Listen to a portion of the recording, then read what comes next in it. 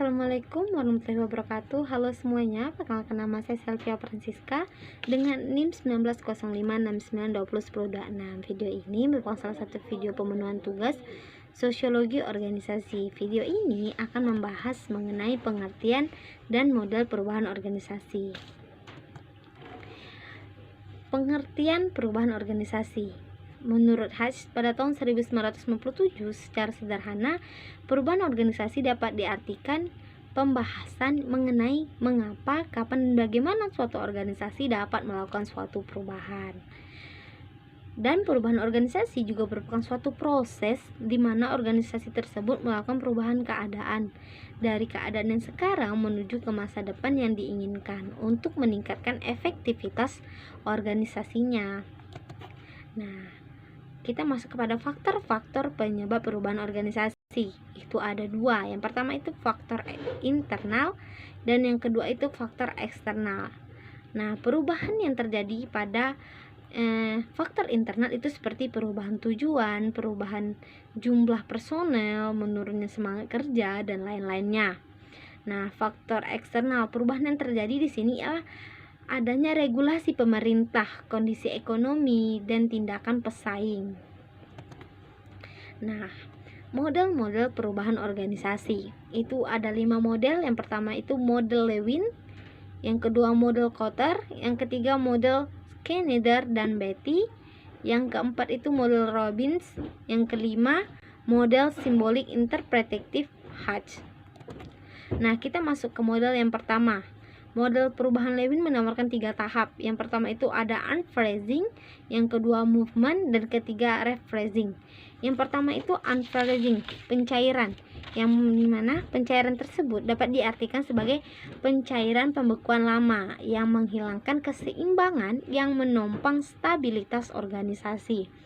Nah, tahapan yang kedua itu movement atau gerak, yang mana gerak yang dimaksud adalah gerak yang menuju perubahan, mempengaruhi gerak yang terjadi pada sistem yang tidak seimbang menuju arah yang diinginkan. Yang ketiga itu ada tahap rephrasing atau pembekuan kembali, yang mana equilibrium baru akan terjadi kepada pola-pola perilaku baru yang sudah stabil.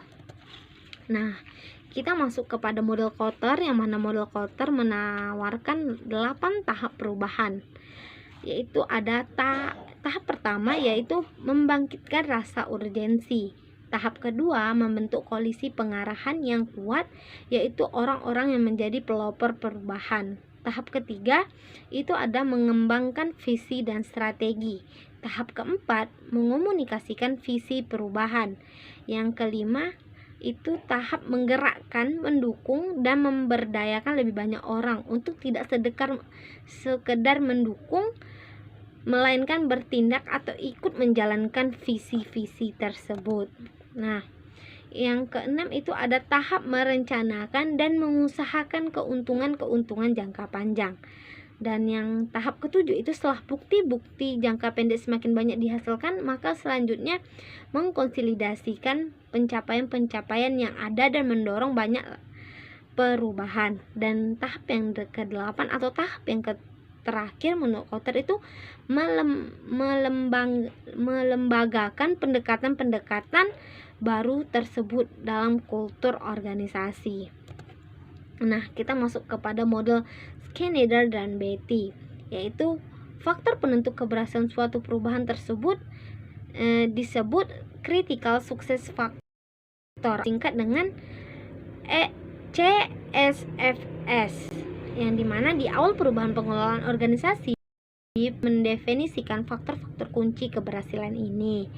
Bahan untuk menganalisa faktor-faktor tersebut adalah strategi dan budaya perusahaan. Nah, analisa CSFS sebuah organisasi kemudian diaplikasikan kepada struktur, sistem, dan skill, atau yang disingkat dengan 3S, yang mana harus disesuaikan dengan critical success factor.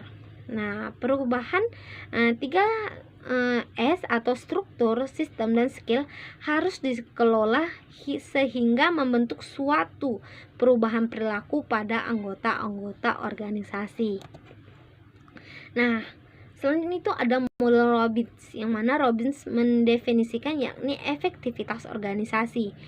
Perubahan organisasi tidak harus secara spesifik untuk meningkatkan kinerja, melainkan untuk meningkatkan efektivitas organisasi dalam mencapai tujuan-tujuan dan sasaran yang telah ditetapkan. Ada tahap perubahan Robbins itu, yang pertama itu 1. Struktur, teknologi, dan proses. Yang dimaksud tahap pertama itu ialah apa yang harus dirubah? Yang harus dirubah itu ya struktur, teknologi, dan proses.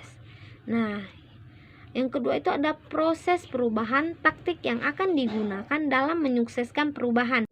Yang dimaksud itu adalah rencana perubahan. Yang ketiga, tahap implementasi perubahan dan dilakukan dan umpan balik.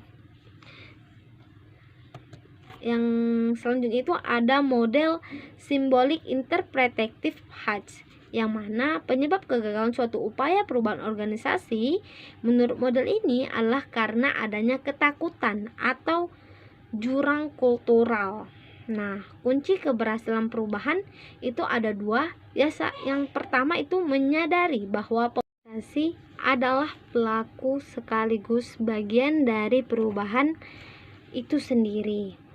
Nah, yang kedua itu kunci keberhasilan perubahan tersebut menjadi manajer yang sadar akan simbol, di mana para pengelola organisasi adalah simbol yang sangat kuat dalam mencapai pesan tentang nilai dan norma-norma yang berlaku dalam organisasi.